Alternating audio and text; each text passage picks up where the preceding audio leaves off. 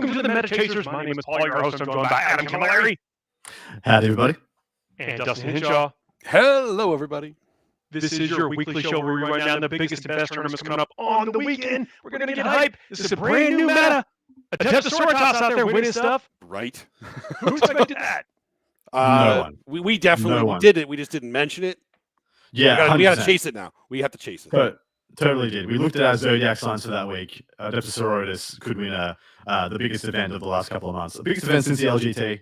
Yep. And we were like, yeah. Zodiacs and World Eaters like knocking on the door right behind them, So, but anyway, that's great generals doing great things. That's what we talk about. The factions, the faction experts. But what we do is we're going to run down what the representation of each of these tournaments have coming up over the weekend. We'll see if that meta has shifted a little bit in the last couple of weeks. This balanced data slate has basically flipped the script on what everything was in the months before. We're seeing things are not solved. That's what the lesson from last week was. We're going to be covering three great events: the SoCal Open, the Malmo Wargaming Weekend, and the Toronto Fall Open. And also, let's give a shout out to Wargames Live. Where's Wargames Live this weekend? isn't it Toronto? He was going to be at Toronto. He's not feeling very well, so we're not sure if he's going to make it now, though. So we're a little sad. But we do need to thousands. He needs to get better.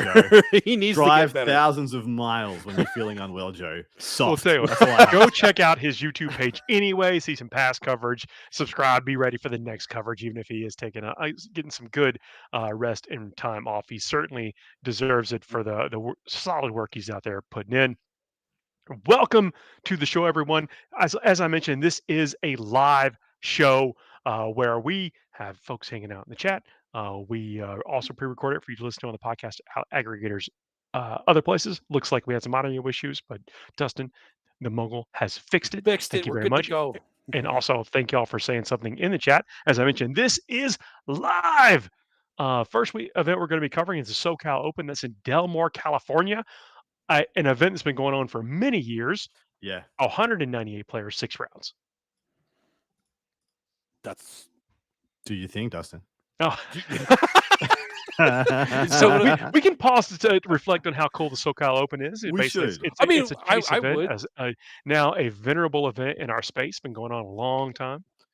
A lot of history here. It's funny that there's the two kind of frontline gaming, home state California events, the BAO and the SoCal Open, and it's always one of the two gives us a totally unexpected outcome. We've seen people come entirely out of left field and win things. We've seen 40k goats get dominated by upper mid tier bully boys in their hometown, just putting their thumbs on the back of some of the juggernauts' heads. So some really spicy things do happen at the SoCal Open, and I am so ready. I'm so ready for this one. The meta is interesting. It's a big event. Just under 200 players. We're seeing those pop up almost. It's almost like every week, boys. We get a multiple 100-player event. So we are absolutely spoiled as analysts of our great game. But Del Mar's between San Diego and LA. Yeah.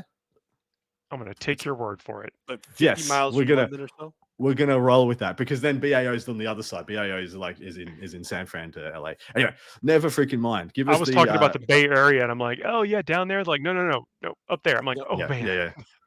I've been to the West Coast like now twice. So let us know where that is. Their geography, obviously not our strong suit, but we're learning. We get to learn things. Unless it's the exact miles from London, everything is. And then we are savants. Well, Paul is a savant. Apart from that, we're absolutely lost in the weeds. Dustin, faction breakdown time, mate. Faction breakdown. So the Imperial Super Faction, there are 3 Sisters of Battle, 8 Custodes, 2 Admech, 9 Astra Militarum, 6 Grey Knights, and 7 Imperial Knights. Space Marines, there's 13 Adeptus Astartes, 3 Dark Angels, 4 Space Wolves, 6 Blood Angels, 2 Death Watch, and 8 Black Templar. Chaos, there's 14 Chaos Space Marines, 8 T-Suns, 9 Death Guard, 10 World Eaters, 2 Demons, and 5 Chaos Knights. Xenos, there's 9 Necrons, 10 Orcs, 7 Tau, 6 Votan. Hive Mind, there's 18 Tyranids and 4 Gene Stealer Cult, and then Aldari topping it off with 3 Drukhari, 16 Aldari, meaning the faction podium is Tyranids, topping it off with 18. Aldari in second, close behind with 16. CSM in third with 14. Then Astartes right behind them with 13. And then Orcs and World Eaters close behind them with 10. What do you guys think of that? Are the new Astartes in place for this? I am assuming so, yes. Yeah, I believe they are in place for the vast majority of this weekend. I do have one pulled out in the Swedish event. But here, this is a beautiful spread. This is quite lovely. A nice step down, no more than 2 to 3, listed representation between each faction. That's a happy day. Why in all of Lord's name is it Tyranids though? So I'm not saying Tyranids aren't good, but I didn't expect them to be number 1. It's actually crazy, like, because Tyranids they are really good. They do have all the Really tools and good. stuff, but maybe they have some tech that they're ready to face the Space Marines with, Yep. Or the Chaos Space Marines, possibly. or the Chaos Space Marines. Yeah, like, they have really cool models. They have really good builds. Like, they're one of the few codexes that's out right now. Like, one of the few is in one of the 2. So I mean, they have a lot of It's options, half. right? They're half They're the public half the codexes right they're now. half the codexes. So like, they have a lot of options. Stats, So baby. 18 Tyranids could be like 9 different breakdowns in each. So yeah, it could actually be a lot. Hmm. So there are other couple of outliers, of course. Space Marines having a huge representation here. 8 Black Templars being a big notable. They're also the Imperial Super Faction is a really decent spread. Sisters, we haven't seen any big wave of Sisters yet. They're still holding around the same numbers they have been for the entirety of this edition. Decent representation for Astra Militarum though, and Custodes looking pretty healthy as well. Custodes is a little bit of a surprise. I did expect them to fall off a bit more than they did. Not that they're bad, but everyone has this, the overreaction to something perceivably getting nerfed. Custodes are still totally fine and totally good faction. It's just that people are like, oh well, I have to change the way I play, and so that turns me off. I'm going to go somewhere else. In saying that, the Chaos Super faction is dense here.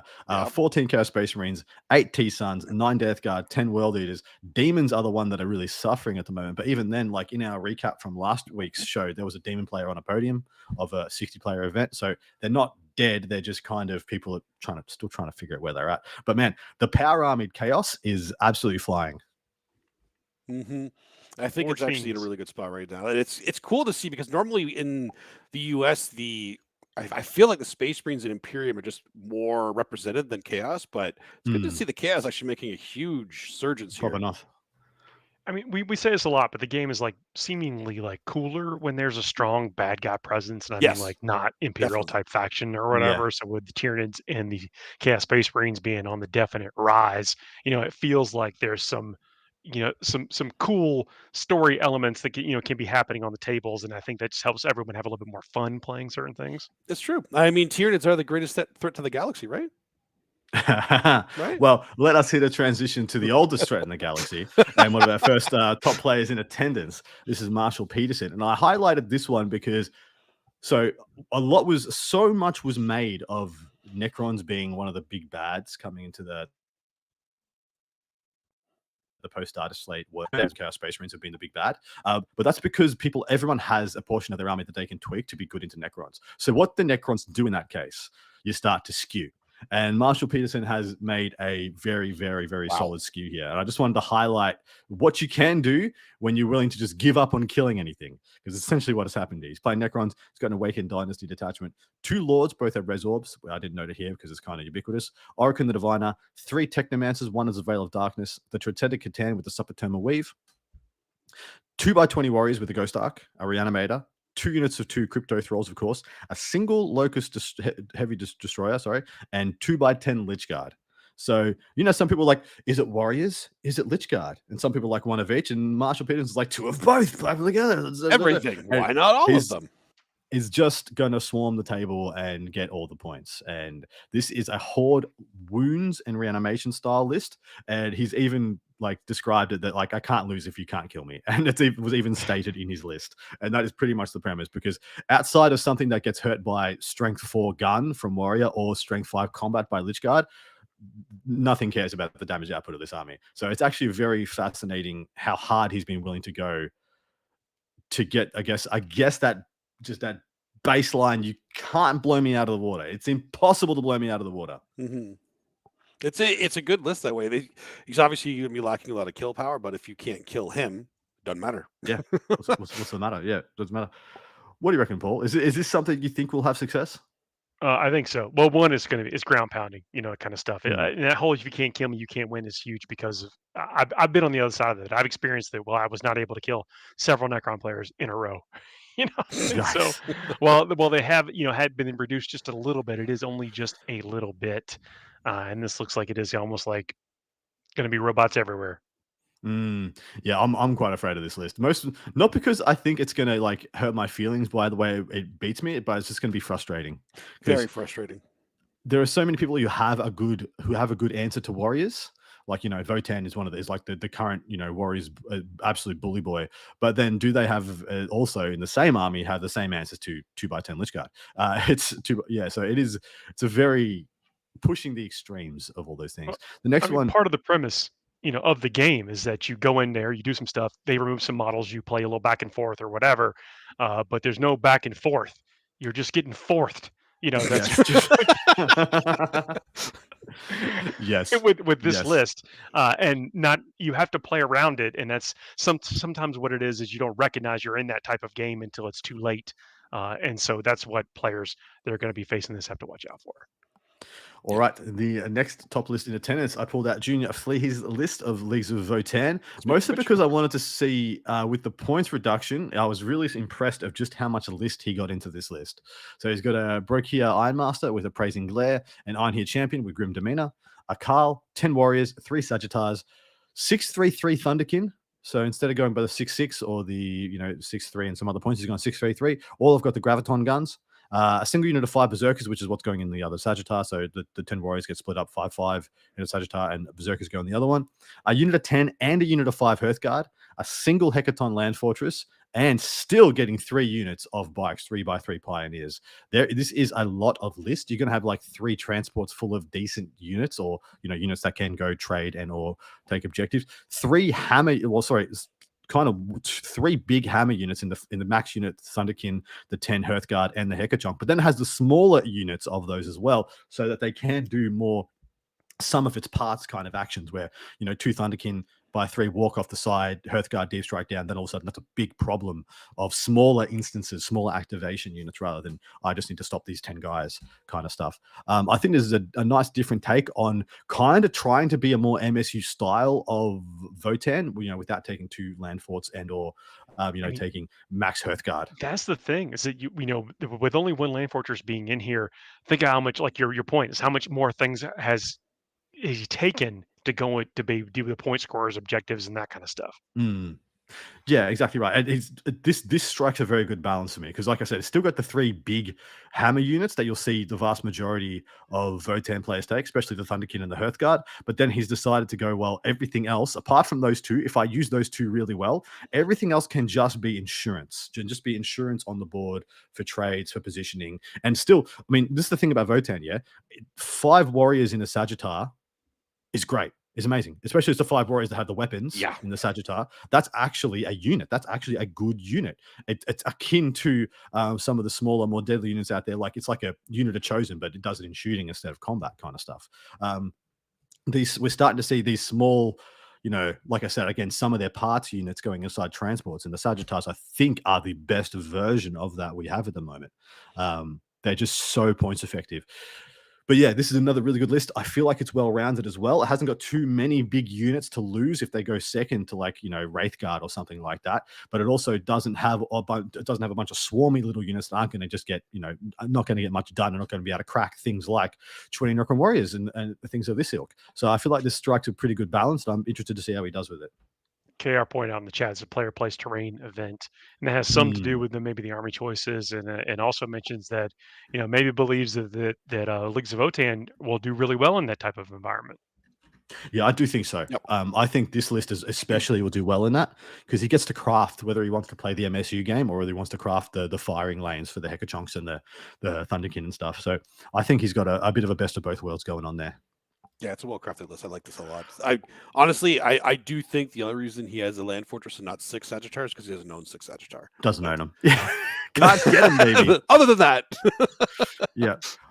All right, There you time go. to pick some winners. And I will say, if you are not in our Patreon and don't know about how we track the points system for who's currently leader out of the hosts, it is a pretty good spread right now. But we have a distinct first, second, and third for your guests, and we only have 2 weeks in this month because we didn't track it last one, unfortunately. So this week, it's all to be played for because we're all within 2 points of the top spot, which I won't tell you who it is because you can go over there and check it out yourself. But time to pick some winners, boys. And I have delineated that we're going to go bottom to top. So Paul's going to pick first for the first event. Diston's going to pick first for the second event. I'm going to pick first for the third event. So Paul, take it away, mate. I'm going Chaos Space Marines with this one. I think they're just can't be stopped right now.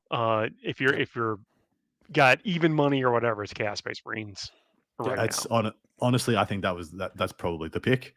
Dustin, what are you going for? I am actually going to go for Votan. Votan, you eschew it. You have Tyranids number 1 in representation, and you won't carry. You saw the Meta Watch article. You've Votan like what 60% or something right now. Yeah, I'm going to back Astartes in the field. I'm going to back Astartes with the new book and to catch the people off guard. And Look, I'm gonna if you name the chapter, I'll give you an extra point. Ooh, yeah, okay. No, I think it is vanilla Astartes. I don't think it's Dark Angels, Space Wolves, Blood Angels. I think it's going to be no extra an point. Ultramarines. No extra point. Yeah, no, I know. Honestly, if I had to, it would be probably Ultras or Raven Guard would be my 2 picks for the carry of the day, because I think Ultras do one of the best. Never mind. It'll be a whole nother discussion. We have other shows for that. Yeah, exactly right. Numerable shows. But that is the SoCal Open, and hopefully, if you're going there, you're going to have a great time. One of the most venerable, long-standing events in California, or even on the next to Western Coast. Go for it, mate. Malmo Wargaming Weekend. That's from Malmo, Sweden. 114 players, 5-round event. Dustin, would you mind telling us what we're going to see there? I love doing it. It's the Imperial Super Faction. There's 1 Citizens of Battle, 3 Custodes, 1 Admech, 6 Astra Militarum, 3 Grey Knights, and 2 Imperial Knights. Space Marines. There's 9 Adeptus Astartes, 3 Dark Angels, 4 Space Wolves, 4 Blood Angels, 1 Death Watch, and 1 Black Templar. Chaos. There's 12 Chaos Space Marines, 3 T-Suns, 2 Death Guard, 5 World Eaters, 2 Demons, and 7 Chaos Knights.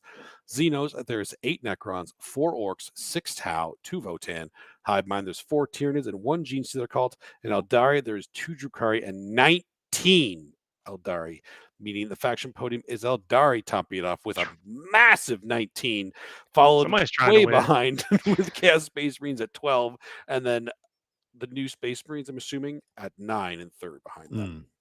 So I will say, last week we had the Fantasia Fanatic, which was a 100-player event in Sweden, and this week we have a 114-player event in Sweden. Sweden is, knocking it out of the park with their events, but I got to say, both their metas toxic as hell. Yep.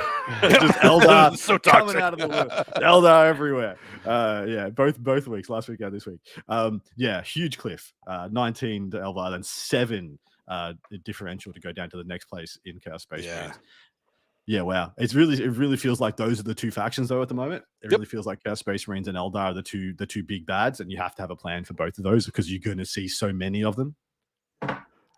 Maybe Grimaldi says that Southeast Georgia is a huge chaos stronghold. Don't know why, but I have some suspicions about Southeast Georgia. Yeah. Dark Angels type suspicions? Yeah. Renegades. Sorry to keep us back on track, but I think chaos is actually on the rise everywhere for the most part. I agree. Just turn on the news. Chaos on the rise, turn it off. But yeah, this is a really interesting spread once you get past the Eldar. Like, as you take away the Eldar, things get pretty nice. Good Necron representation, decent Tau. The Chaos one here is, once again, we see Knights. We see, Chaos Knights in particular. Last week, we saw massive representation of Imperial and Chaos Knights, and we couldn't quite figure out why, because we assume this is being played on WTC terrain, which can be pretty prohibitive to a lot of the purely mechanized lists. Chaos Knights withstanding, because, of course, they have stratagems to support to help them get past terrain, but Imperial Knights are definitely the case, and maybe that's what's happened. They went last week, got stomped, and were like, well, we ain't doing that again. Let's play someone else.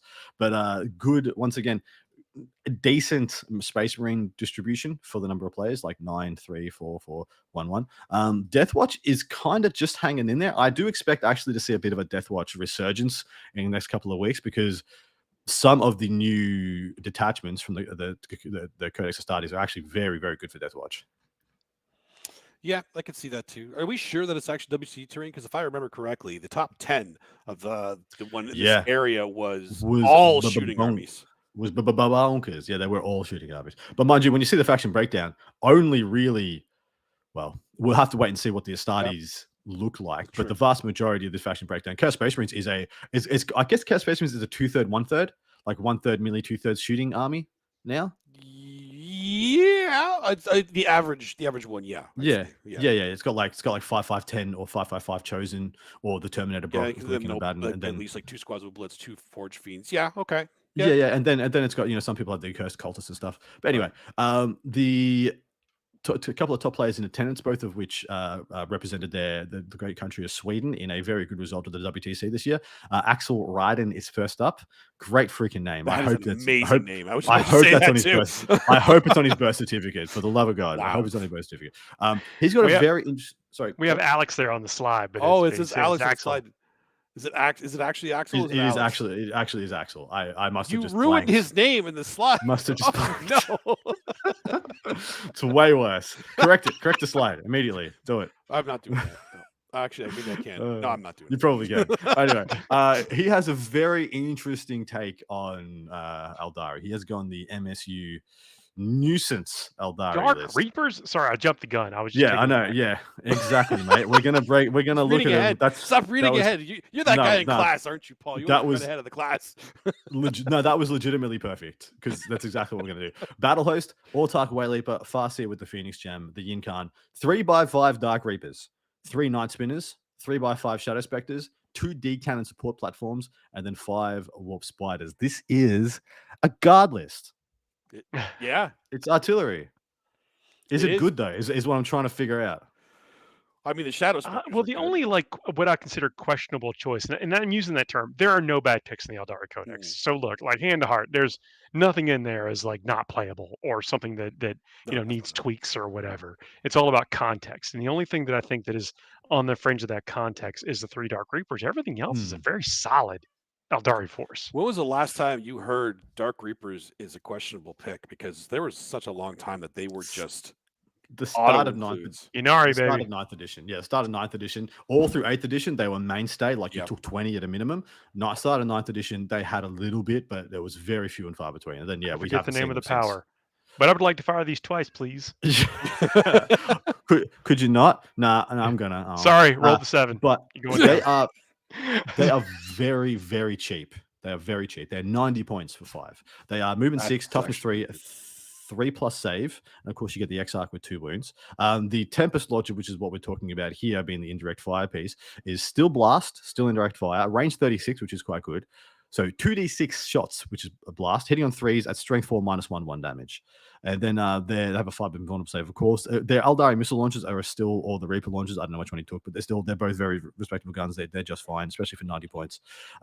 Their trait is inescapable accuracy. Each time model this unit makes a ranged attack, you can roll any or all modifiers to that attack's ballistic skill characteristic and to the hit roll. So they will always hit on 3s. Yep. So you can't, even indirect fire, they will still hit on 3s. That's their thing. Their targeters, it's the Reaper targeters in their helmets. It's always been their thing. Yep. They get you know how fast you're going. That's what it used to be. Yeah, I actually think they're good. I think they're quite good. For 90 especially points, of course they're good. They're Eldari. Oh, yeah. 90 points. Wait, and I think 90 points. It is for 5? For 5, yeah. It used to be for 3. For 3, and now they come as 5-mans. Wow. You can't have them any less than 5. I think they're quite good because you sit there for a couple of turns, just you're getting 6d6 plus blast, strength 4 -1/1 damage shots for 270 points, and then one turn of the game. Yeah, he's got 3 of them, and then one turn of the game, they all come out, and you add 12 missile launches to that. To that output. And also, let's not forget about the Incarn. So you kill some things indirectly, then you pop the Incarn over, and it's just like, menace. Absolutely. Your opponent plays most of the game on their side of the table without even being able to really effectively leave their deployment zone, and you're just playing cleanup the entire time. Like it's easy to get, I think, in control of the game with a list like this and just never lose it. Yeah, I think this is quietly a very good list. It's interesting to see how matchup dependent and terrain dependent it is, because if this is WTC terrain, this is a very, very shrewd choice, and one we may see catch fire a little bit depending on player placed, etc. But just for the sheer, so Shadow Specters and Warp Spiders can essentially do whatever they want. You don't get to hurt. You don't get to kill them until they've killed something of yours, because they are so quick and they decide where they rock up and where they trade. Well, your point scorers too. Like, I got to be. I flip the card. Yep. Cool. Yep. And a lot of the time, that's what gets turned into the if you're hard matchup, that's what you send out to go trade on an objective, and then get turned into the income when they blow it up, and then you're like, oops, well, yeah, you didn't really trade, did you? See ya. So yeah, I think this is quietly a very good list. Yeah, nice choices here. All right, next up we have Johan Norman, who of course, or is it Norman? Because he's got two R's in there. Johan. Johan. And he's playing the new Adeptus Astartes, of course, with the codex being in full effect this weekend. We have to get at least one of these lists on, and likely I'm going to be pulling out at least one Space Marines list from the new codex for the next couple of weeks, just until we get a bead. On I think learning the detachments that are most that Marine players tend to gravitate to would be cool and useful information. Well, this is the most boring one, and I think everyone's already agreed this is the most boring one. This is the Ironstorm Spearhead, which is just the stats check army. It's essentially playing knights or baby knights, but it's good. But you're right. It's definitely the most. Don't get me wrong. It is very good. It is very good. It's got a lieutenant with combi weapon, with the master of machine war. Got a tech marine with the target augury web. 5 assault intercessors with jump pack. 2 ballistas dreads, a gladiator lancer, a single invictor warsuit, 3 redemptors, 2 units of 5 scouts, and then 3 whirlwinds, and that's the list. And once again, it is thick, it is juicy, and it will blow you up. Yeah, I was looking at the whirlwind earlier today, actually, thinking 145 points, probably good enough. Still good, man. I'll let you know what the Ironstorm does for its detachment rule. Once per phase, for each Adeptus Astartes unit in your army, you can re-roll 1 hit roll, 1 win roll, or 1 damage roll made for each model in that army. And so that's literally every single unit in this army has a re-roll. And then the two of course, the 2 auras. They have 2 aura enhancements, which it's actually very rare to have the detachment has 2 auras, let alone 2 good auras, and this one does. The target augury, so the master machine war that's on the lieutenant, while a friendly vehicle unit is within 6 of the bearer, it's eligible to shoot even if it fell back or advanced. So advance and shoot, and fall back and shoot in a 6-inch aura.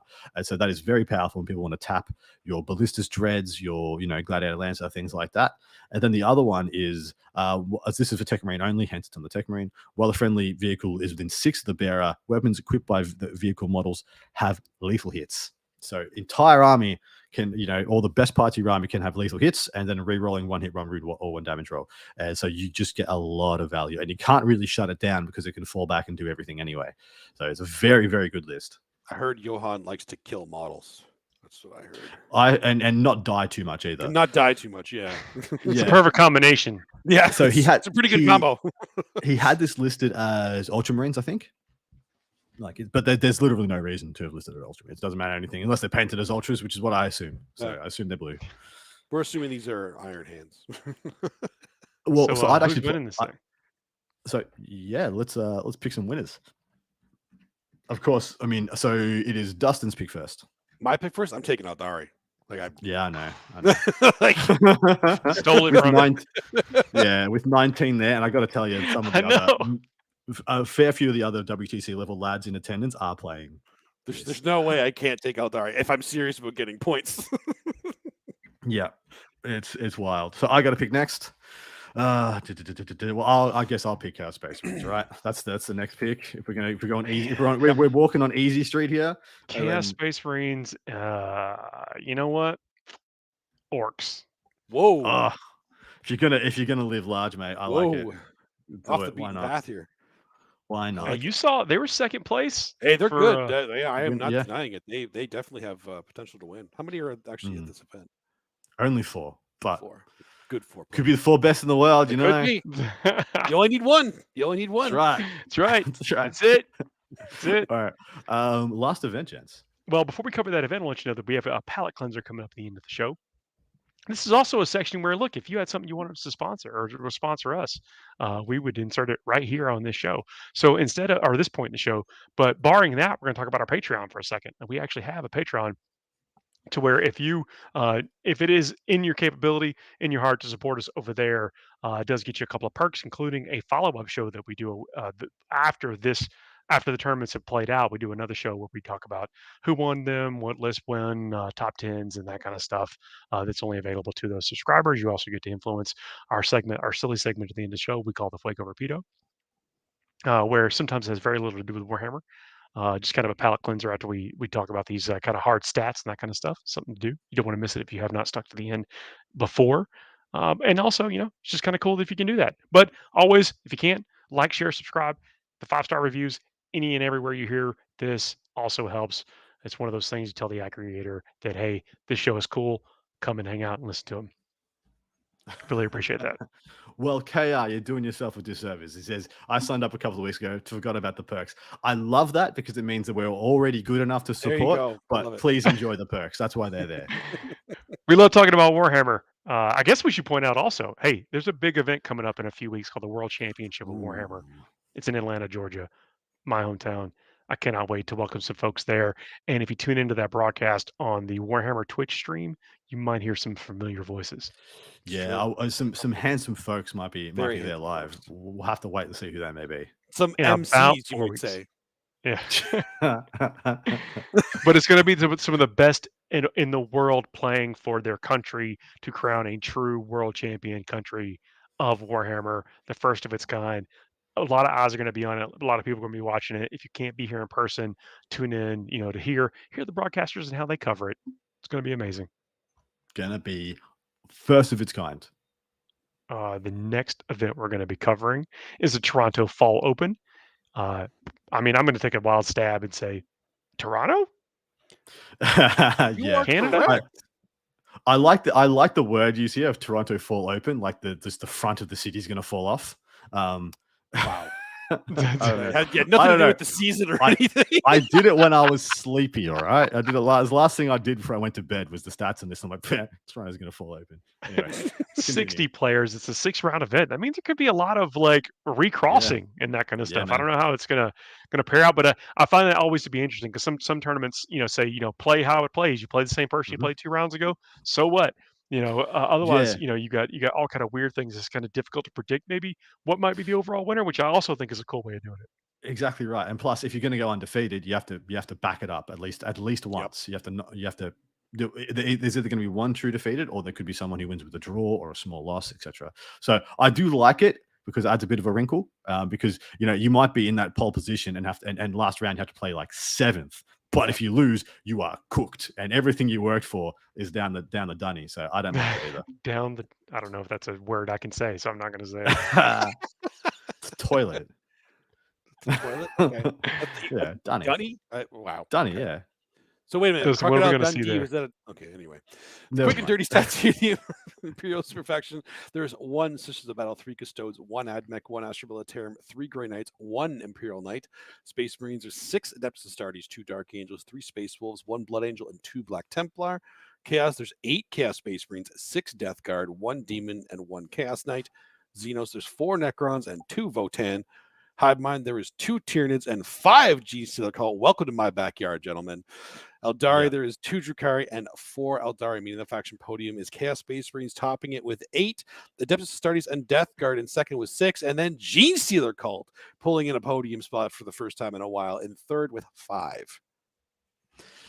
Oh, of course, Scary shows up just in time to have this event covered. Welcome to the chat, Scary. It is amazing what the influence of a faction specialist with a freaking podcast can do, right? It's true. Because only in Toronto, only in Dustin's backyard does GSC make it onto the faction podium, regardless of their faction strength. Absolutely funny. Absolutely funny. But we do see that. We see a representation of Admech in Sweden at times, where we have gentlemen like Rickard Nilsson, who are some of the best Admech players in the world. We see it with Tyranids over Alex McDougall's side of the street, or Drukhari with Ridvan. We have these players who are just synonymous with factions, who create a bit of a faction. I don't want to say a cult following, but a bit of a faction following. Yep. People will be like, well, that player thinks that's good, and I like what they're doing. I'm going to give that a crack as well. That's true. I mean, when you see somebody locally that is doing it, you will see them at events. You can see it firsthand of what they're doing too. And ask some questions about list choices. Yeah, because I mean, these people they're all really approachable. They're really nice people to play. They'll answer your questions, no problem. Like, we want other people to get better too, because then we have even better games. I do like to point out some of the interesting variances when we get to like some of the smaller-ish events, and it's so funny. We started out this show doing like 35-player events, like 40-player events, and now a smallish event is a 60-player event, which is a very healthy, very good-sized event. But the Imperial Super Faction is an absolute wasteland in Toronto. One Sister of Battle, one Custody, one Astra Militarum, one Imperial Knights, 3 Grey Knights, 3 Custodies. Absolutely no respect for the Imperium over there. Whereas Chaos is decently healthy. I mean, no T-Suns, which is interesting. No World is interesting, but Death Guard and a much abundance and heaps of Chaos Space Marines for a 60-player event. It's interesting as well. The Xeno Super Faction has no Orcs and no Tau. I mean, you'd like to give up one, but giving up one to lose the other, it seems a bit rough. You decide at home if you know which one I mean. It's actually crazy because normally we have a pretty good representation of Orcs and Tau players in our area. Yeah, I absolutely agree. So it is interesting to see. But anyway, we have 3 of the top players in attendance because one of them is one of our lovely patrons, and therefore you get a little bit of one of those beautiful perks. Another perk. If you're in attendance, and we do cover your event, most likely we will, and if at all able, we will put your list on the show. But we are going to start off with Mr. Devon Swan, who is playing Grey Knights. Because it's been a hot second since we touched him with Grey Knights, boys. Last time we did, it was Oops All Terminators. Yep, just characters, and that's been pretty much it. I believe Devon is trying to birth an MSU playstyle out of Grey Knights, and we'll have to wait and see if he does it any good. But I thought it was worth having a look at. He has his Teleport Strike Force detachment with Kaldor Drago, a Brother Captain with Sigil of Exigence, 3 Librarians, one of them who has a First to the Fray, a single unit of 5 Terminators, 5 units of 5 Strike Marines. Somebody tell Devon it's not 9th anymore.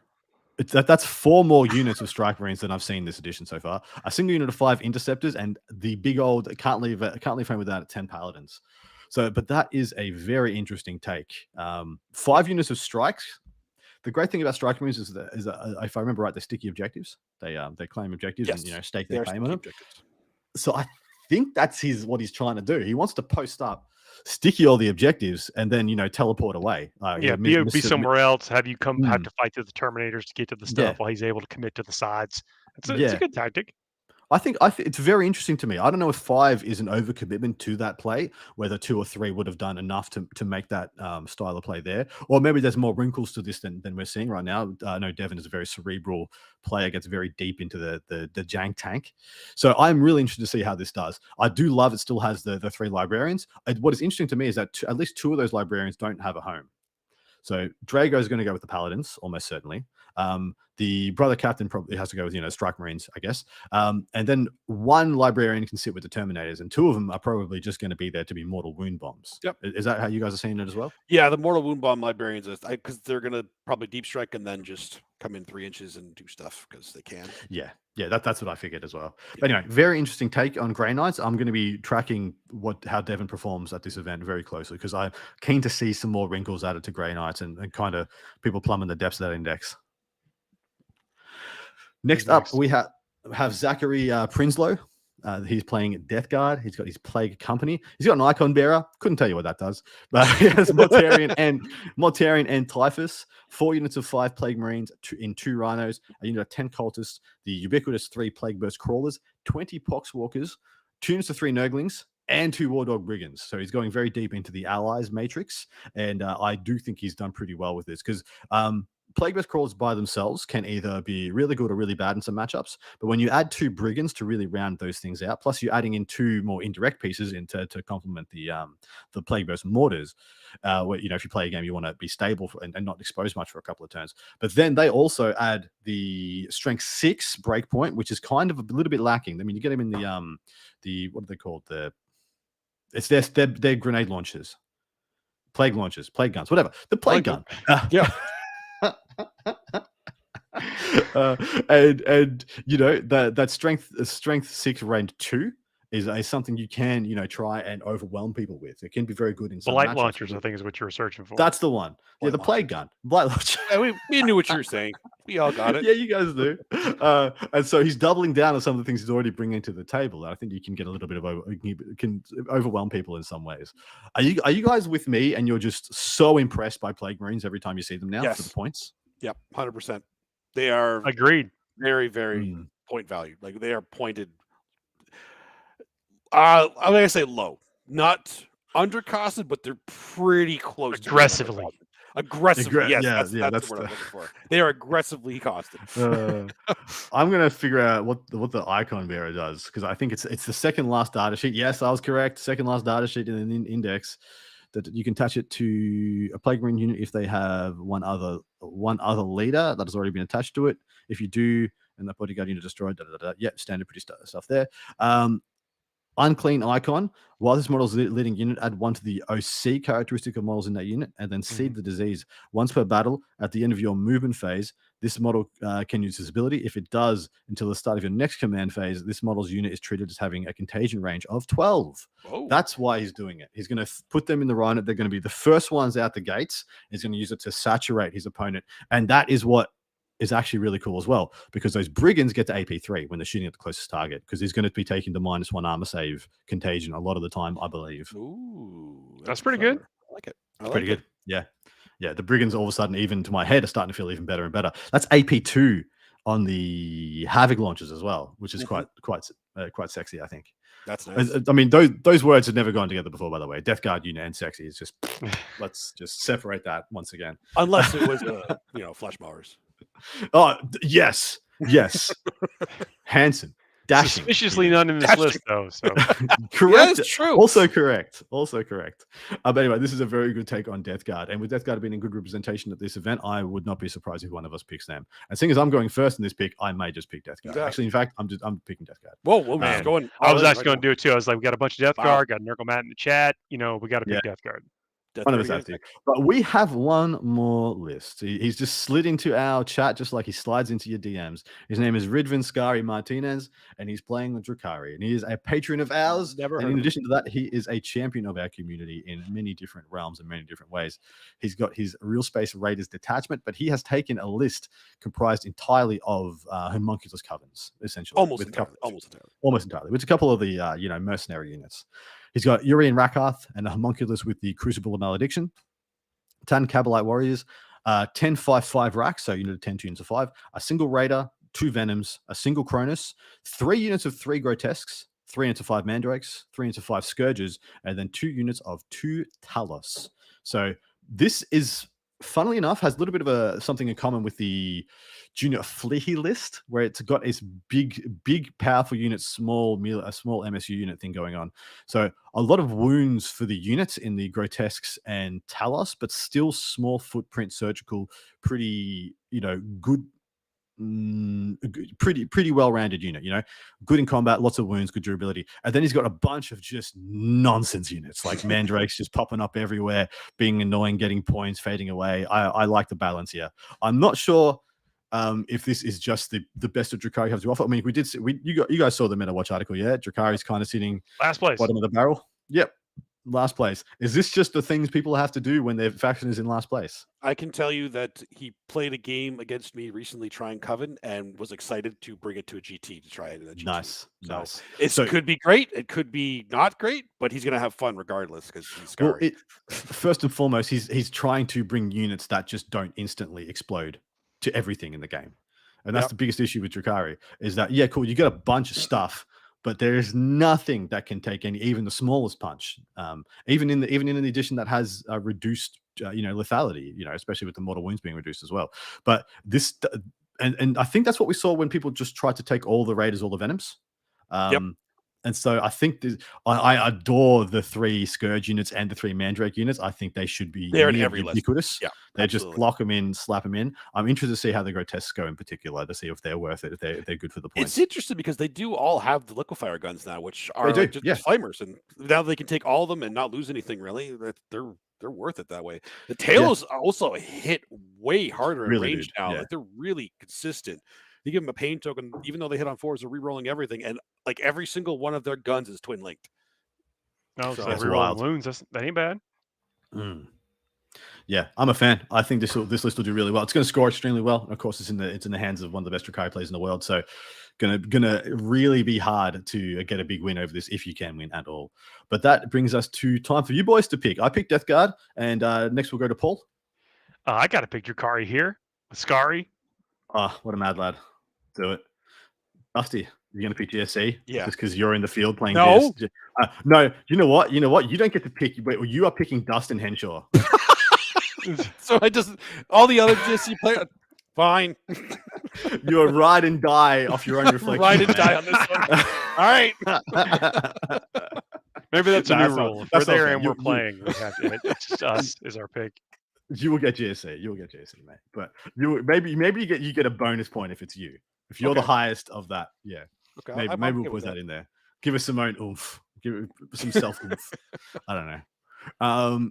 That brings us to the end of the show, boys. What do we do here? Well, sorry. This is Sorry. that silly bit I was talking about. This is the element where we give ourselves a series of topics. We give ourselves 2 minutes to run down each segment of these topics, and once that clock is stopped, we abandon the topic.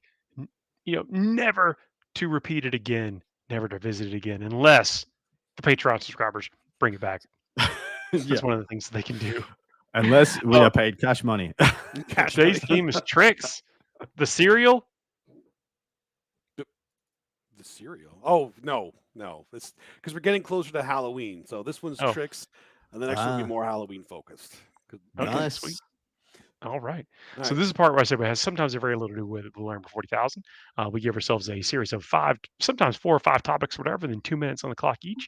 Once that clock starts, we rattle off whatever's on our brain about whatever the topic is. Once the clock's over, that's it. It's a Go to the next one. highbrow, high quality segment, isn't it? You're just a banger week upon week. It's true. It's a palate cleanser. Palette That's cleanser. what I think is how you banger every ease week, yeah. into you go putting your nose back in your codex and learning your rules for the weekend. It's like you just need a little Fair. something, a little 10-minute break, and then on to the back to the grind. All right. Let's go. First one. What was the best reason you faked being sick? Ooh. So in Australia, we have a thing called chucking a sickie, which is calling in sick at work. Is it in a dunny? No. You sometimes can be in a duddy, but it is Australian culture, and it's totally Australian. It's acceptable that you will chuck a sickie every now and then. You will call in sick just spontaneously. You wake up and be like, nah, sickie, chucking a sickie. Oh, I'm sorry, I'm dying. So you don't actually Whatever. say you're chucking in a sickie to your boss, but that's No. You say it to all your mates, and you go to the pub. so it's not completely accepted. It's just all right. Yeah, it's pretty accepted. So I'm gonna conjure my best chuck in a sickie moment while you guys speak. Do you have one, Paul? I don't know that. I mean, it's You've really done doesn't it, come come up on. outside of school. I mean, like of course, Yeah, who school's hasn't? good. That's fine. I will say every time I was I had a series of movies that I would watch like every time I was home sick from school. Like Breakfast Club was on that list. Fine choice. Movie called Rock and Rule, which is an animated movie not a lot of people know about, also on that list. So I guess to watch movies. Watch movies. Lame. You're right. This doesn't come up often.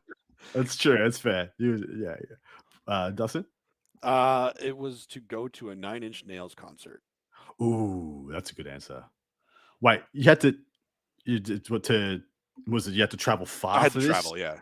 Oh, okay, cool. Because I'm like, they were playing during the day, like during the work day, I had during to work travel. hours on a work I'm day. pretty sure it was like Ottawa mean, or something. Could be a festival back in the day, That is, you know? but that is something he would do, right? Oh yeah, I think so. We're having one show in this town. It's at midday on a Tuesday. Yep.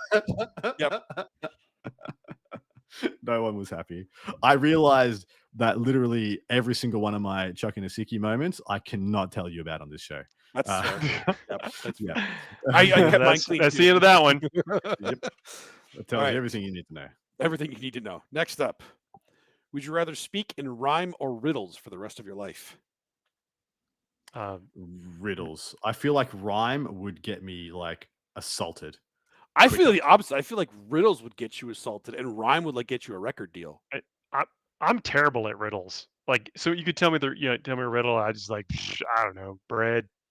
Well, you don't have to understand the answer to them if you just speak in them, right? The riddles can be nonsensical a lot of the time. Yeah, but if I can interpret them, I feel like it would always be nonsensical. I could at least, So speak in rhyme. if you spoke in rhyme, I guess you get a record deal. If I spoke in riddles, I would like dirty myself up, get a wizard's outfit, and go defend a bridge. And like, what a life! You have to answer me my riddles, pass the bridge, that kind of stuff. Yeah, it would be beautiful. or become some Riddles kind of 5 to enter the hive. Yes, it's perfect. See, you're already doing the rhyme now. Doing the rhymes and the riddles. Yeah, you are. You're doing both. That's crazy. Only one Rhymes. of these. Also, only one of these was a Batman villain, right? There was no the rhymer. I don't know. the Batman's rhymer. been around for like 100 years. Probably is the There rhyme. probably was a rhymer. The rhymer. Yeah, the rhymer. It's the Riddler's second cousin. second cousin's brother's son.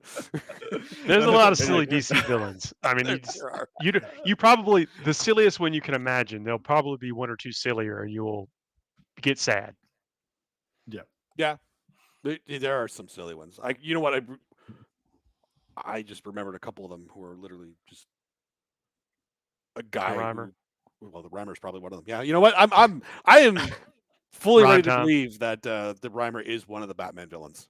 You are correct, though. I recount my initial statement. Speaking in riddles would get you assaulted quicker than speaking in rhymes. I think so.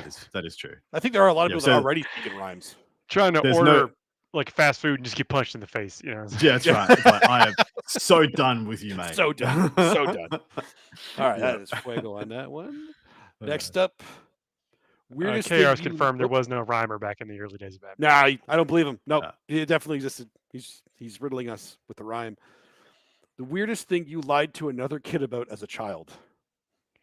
Oh, it had to have been like being a relative of a celebrity or something. I can't remember. I feel like that was one that a lot of kids did.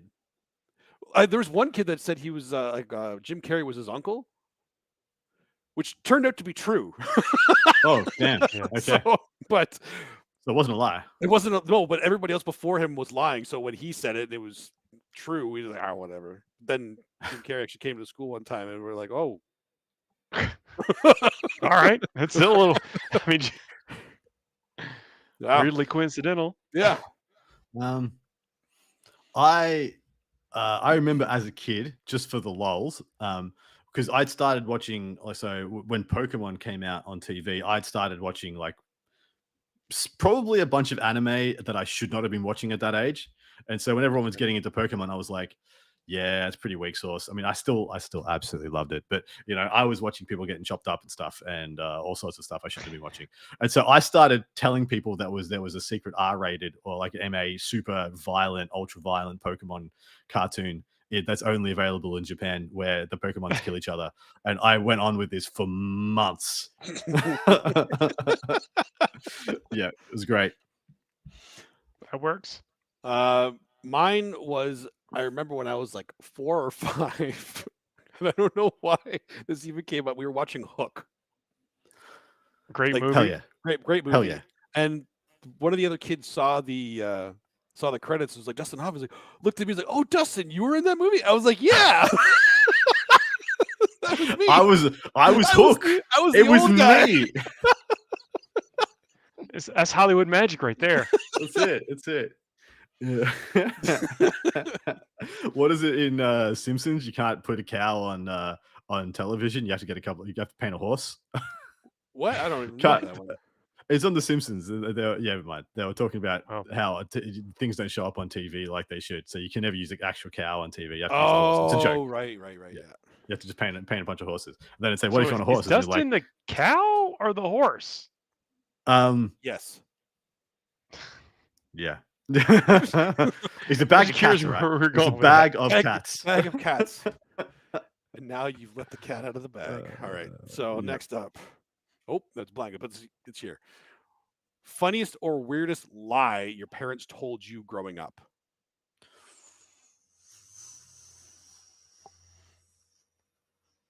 I suppose for the chance of there being some minors who watch our show, we I will know. I don't want to say we will anything. That was the whole thing. I was skew like, the ones that are on our mind right now. Yeah, of in course. hopes of one more year of the beautiful enchantments of childhood wonder. Yes.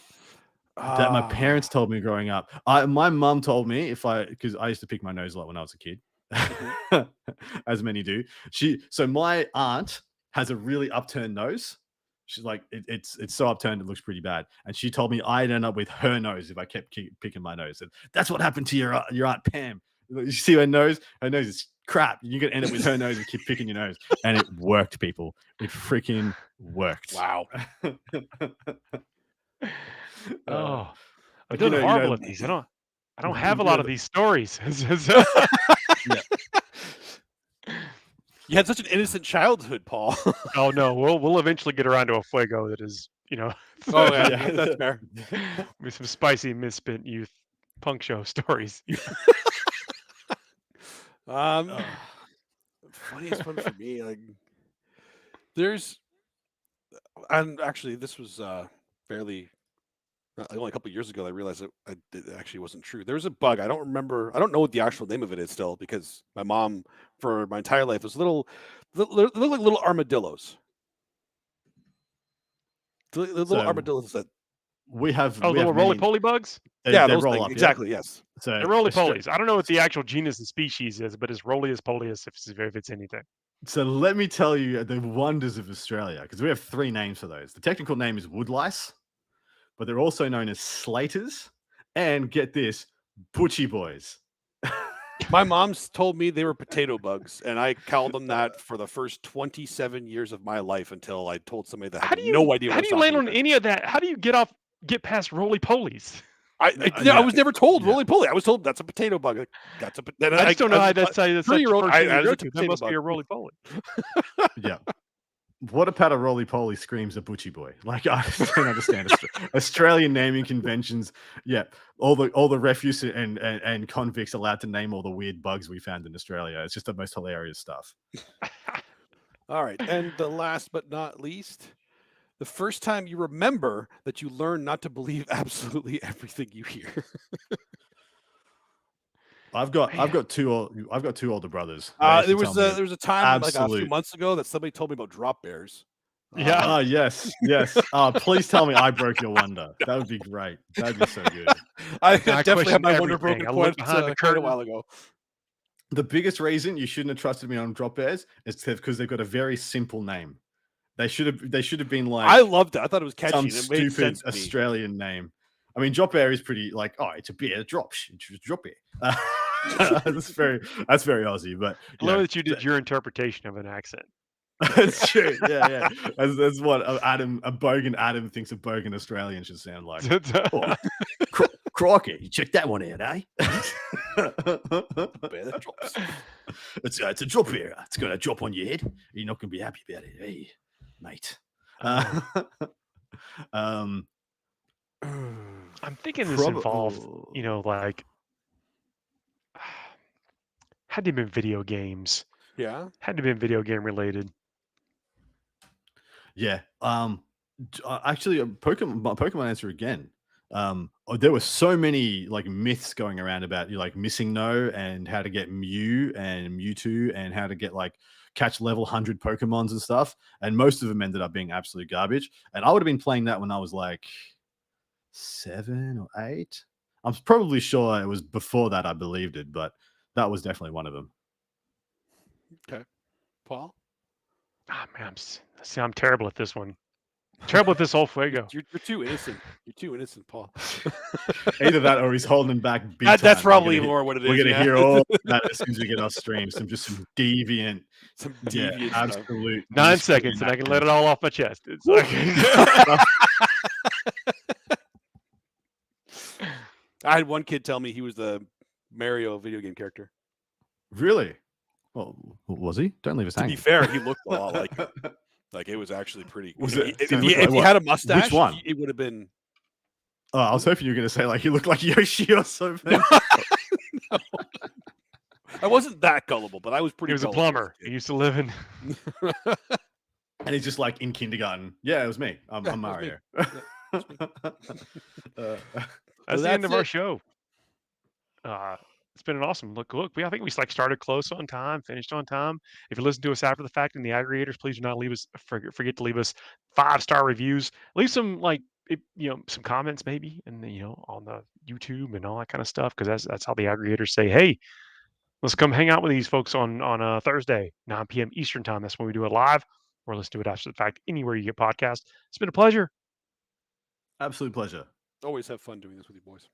This meta is not solved. We don't know Nope. exactly what's going to shake out over the course of this weekend. I was kind of curious to see how these are going to go as people continue to attack what they think their list is going to be, what they think their opponent's list are going to be, and then just go overall get better at the addition. It's pretty awesome to watch. This is an exciting time to be here Absolutely. because it is starting to really crank out the new codexes. It's shifting the meta very constantly. It's great. To you all in the chat, thanks for hanging out with us. We'll see you all next week. Good night, See you everybody. then. Good night, Night. everybody.